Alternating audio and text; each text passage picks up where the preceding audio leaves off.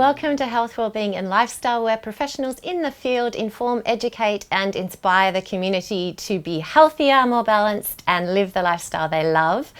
Today's guest is Heather Belle Murphy, a health, life and love coach, and our topic is what I learned from love.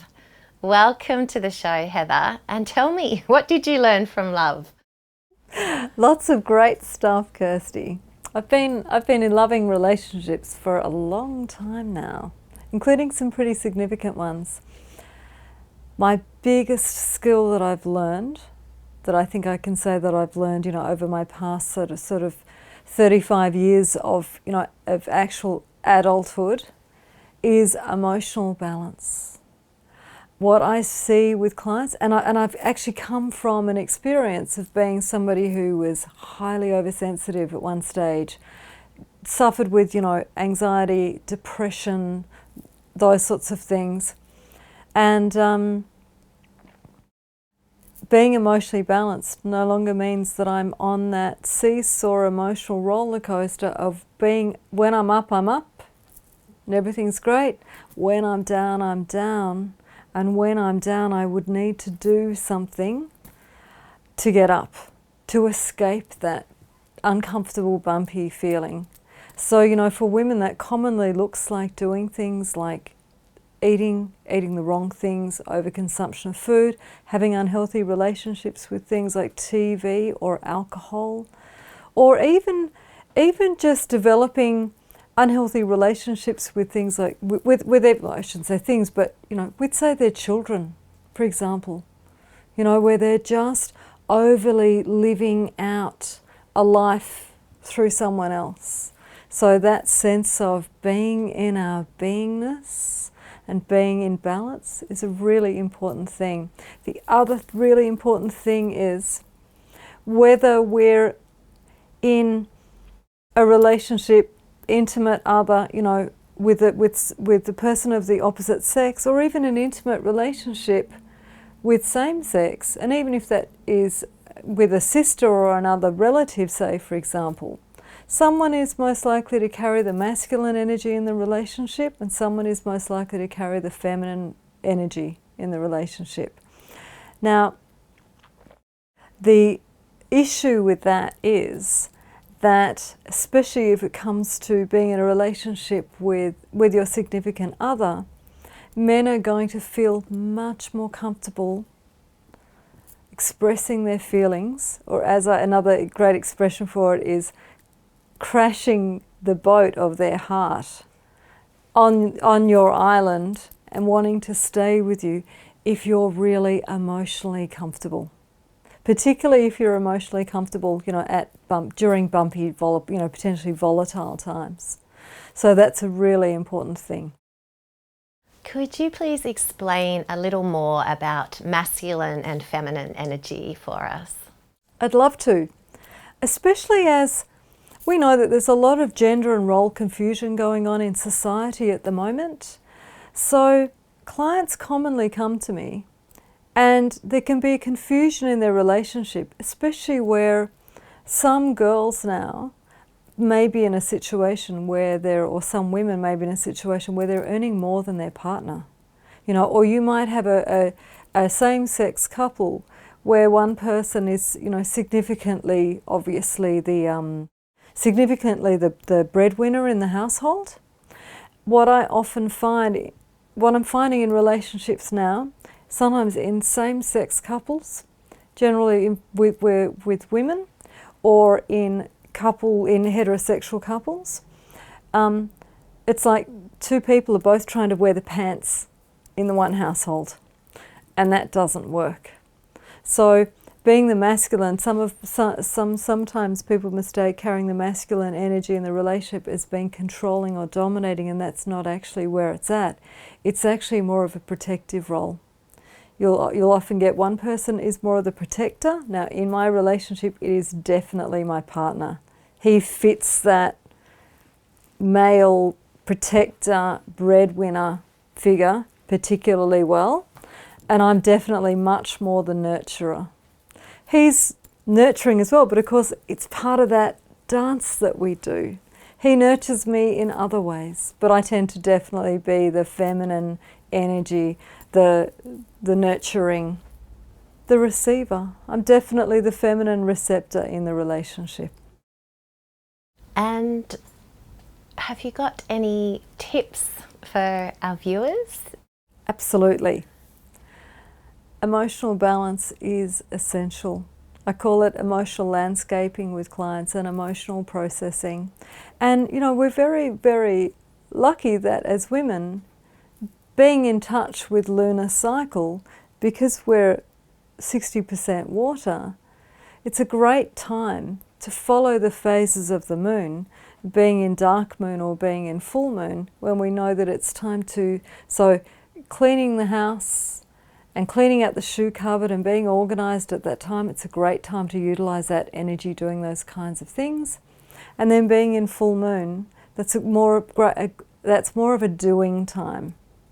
So that's the time when you can, you know, a great time to be more into exercising or to be into making changes and fulfilling change, whether that is changing your direction in your career and having a plan around that, or changing, you know, your eating regimen, for example, upscaling it or whatever, you know, or you know, you might change your physical regimen. How am I going to exercise? How is that going to change? So full moon is a great time, more of a doing energy, compared to dark moon is much more of a time for planning, cleansing. Well, thank you so much, Heather. That was wonderful. If anyone wants any more information on Heather Belle Murphy or on what she learnt from love, please look up her webpage on our website, healthwellbeingandlifestyle.com.au. Stay with us. We'll be back after the break with another fantastic guest and a very interesting story. After the break, breathwork expert and life coach Christine Hart-Savage will be talking about developing emotional intelligence. Stay tuned.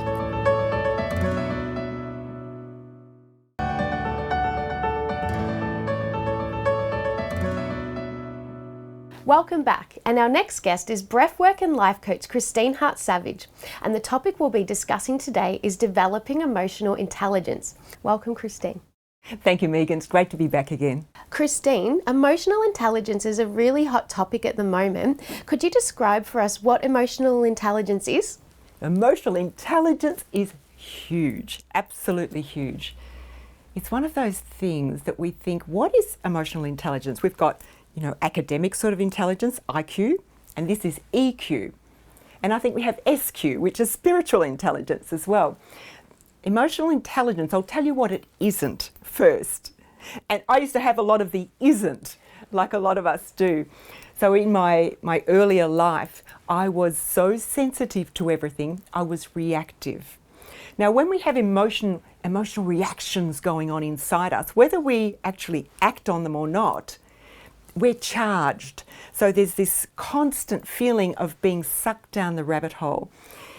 That emotion that takes us away from being present.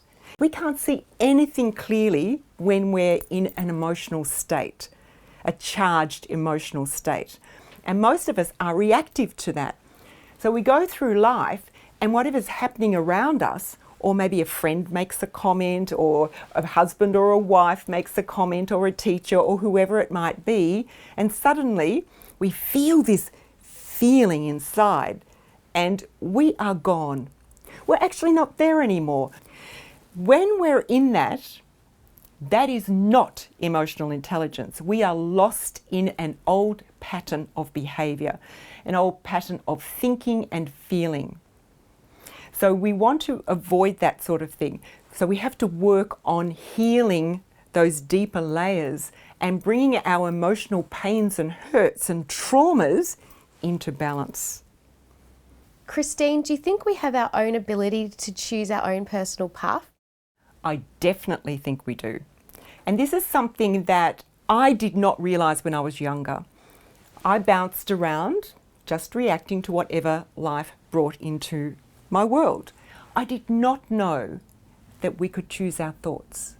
I did not know that thoughts created. I did not know that we could choose to work with our emotional state and bring it into harmony and balance.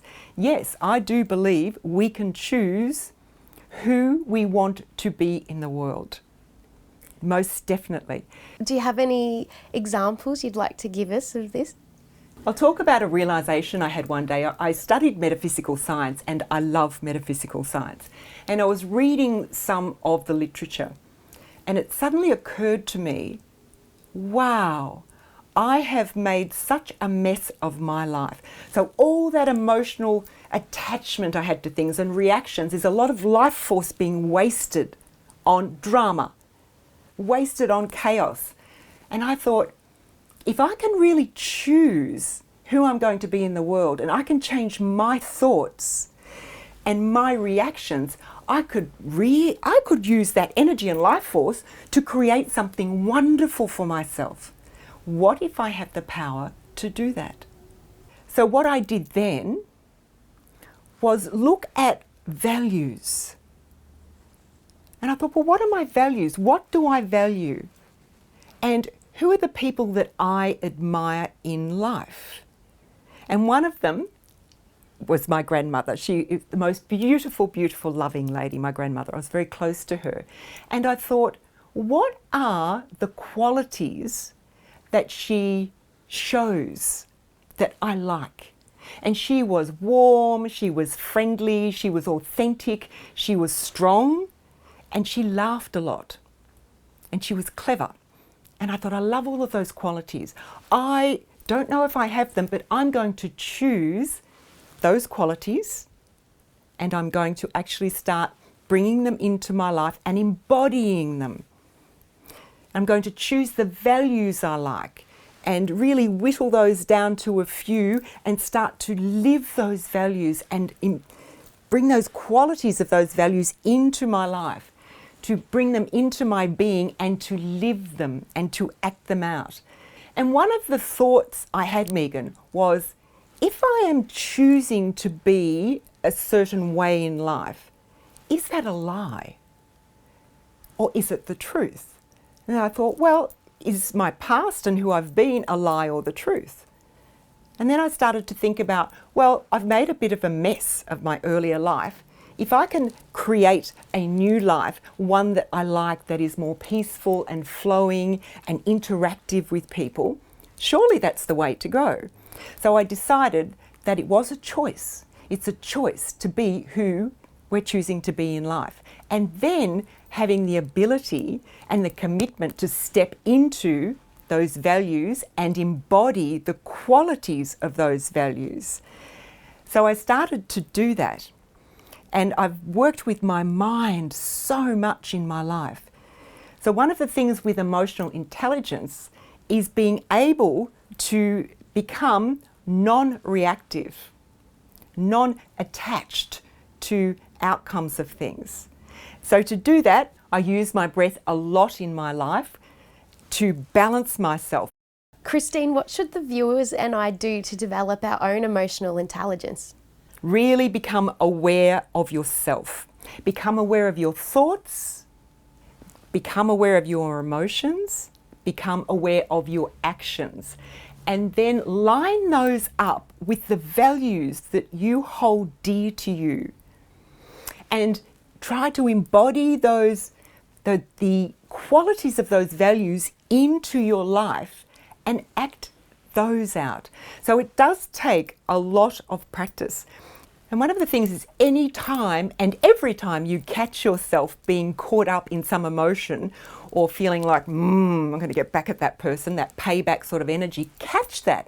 And every time you catch it, don't go crooked yourself. Put your arm up, bend it at the elbow, pat yourself on the back and say, I caught myself. I am moving forward. I am getting it.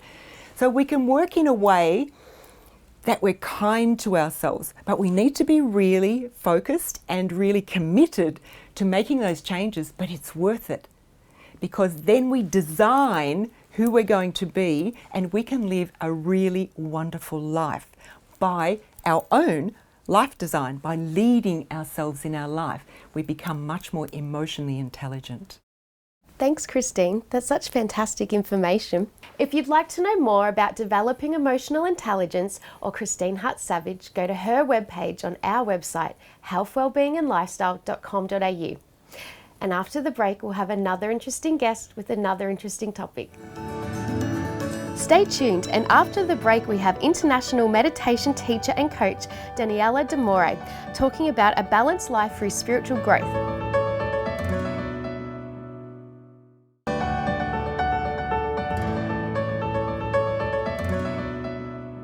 Welcome back.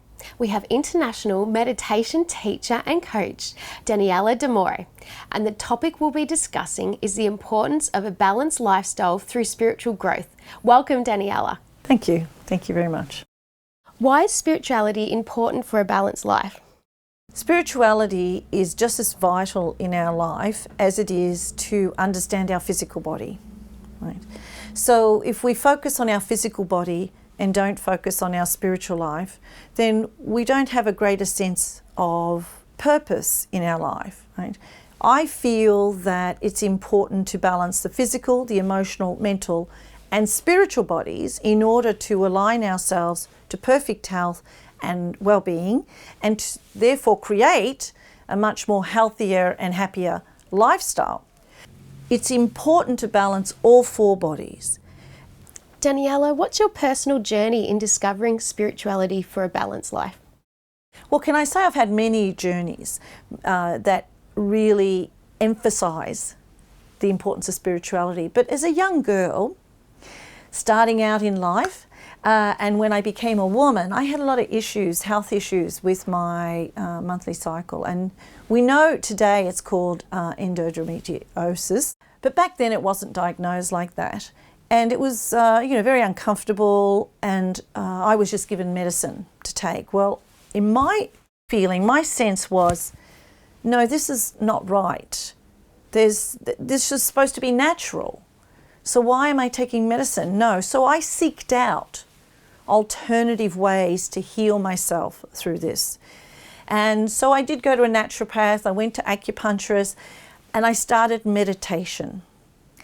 And over the next few years, I just found that it's, I had good months and I had bad months, but there wasn't that consistency anymore of the uncomfortable feeling. And about 7 years later, I was able to have cycles with no pain, because I chose a more spiritual way of dealing with it. But at the same time, I was healing my physical body, sure, but there was a lot of emotional stuff connected to that as well. So in the process of getting that healing through various channels, my emotional body and mental body also started to change. And I became a big advocate for meditation. Meditation became part of my everyday life, and just healthier choices, health and various things that accompany that. The good thing about that is when I went through menopause as well, it just happened. Like there was no side effects or anything. And I know that that was based on the fact that I took care of myself on a physical, emotional, mental and spiritual level, right? I lived in the United States for a number of years, and during that time I was very honoured to be able to spend time with Native people there in mostly Arizona, New Mexico and South Dakota. And having spent time with the Native women there, I realised that a lot of them did not have the same issues around cycles, monthly cycles, as Western women do. So I explored that a little bit and asked them, various questions. And what I realized was it's something that's actually celebrated. When a young girl becomes a woman, there's a whole ceremony and it's celebrated, and the whole tribe celebrates. Everybody comes out and celebrates it. So it's something that's really embraced, because now she can create life, right? So these Native women already start their cycle in a celebratory type way. It's not a stressful thing. And then they maintain spirituality throughout their whole life. They do women's circles and various things, women's gathering, but spirituality is very much a part of their culture, all of the tribes. So it's something that is part of their upbringing. What I found was that they just didn't stress about things the way we did, and there was no expectation, if you will, for them to be anything other than the beautiful women that they are. Whereas I feel in our society, women feel they have to step into a different role, you know, to compete with men sometimes. So we neglect our femininity, whereas they embrace their femininity and their feminine power. And it's a beautiful thing. And they all supported each other through that.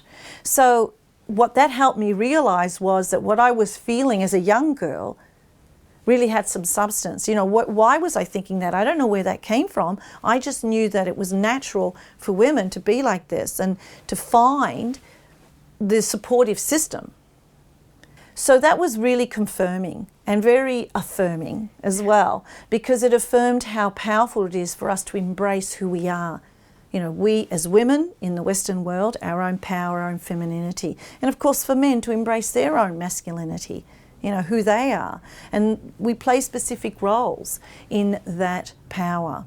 So when we can embrace that, we're much more powerful and our bodies will reflect that, right? But in order to embrace that, there has to be that spiritual side, that meaningful, purposeful, that part of ourselves that we feel is missing. No, it's right here. We've just got to embrace it.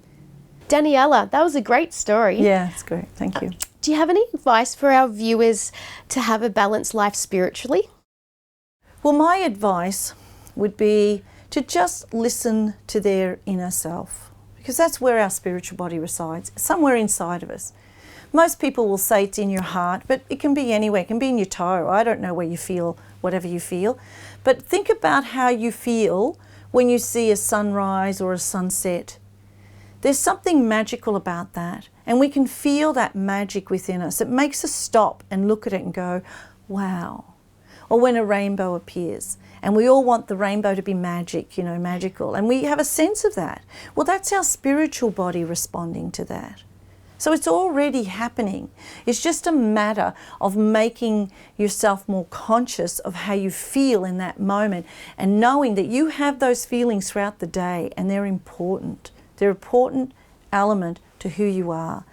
And then to seek it out more. So how can you get that feeling more and more? Through what? Through whatever makes you happy, really. Whatever you do that makes you happy, whatever hobby, or maybe there's people, maybe there's places, things that you like to do that makes you feel happy inside, do more of that.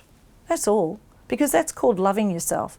And the more and more you love yourself, the more and more spirituality you're living in your life. Thank you, Daniella. That was such valuable information. If you'd like to know more about Daniella and how to have a more balanced lifestyle through spiritual growth, please go to her webpage on our website, healthwellbeingandlifestyle.com.au. And we're going to say bye-bye for now, and we'll see you next week. Stay tuned. If you'd like to know more about our show, please like us on Facebook, follow us on Instagram, and subscribe to our YouTube channel.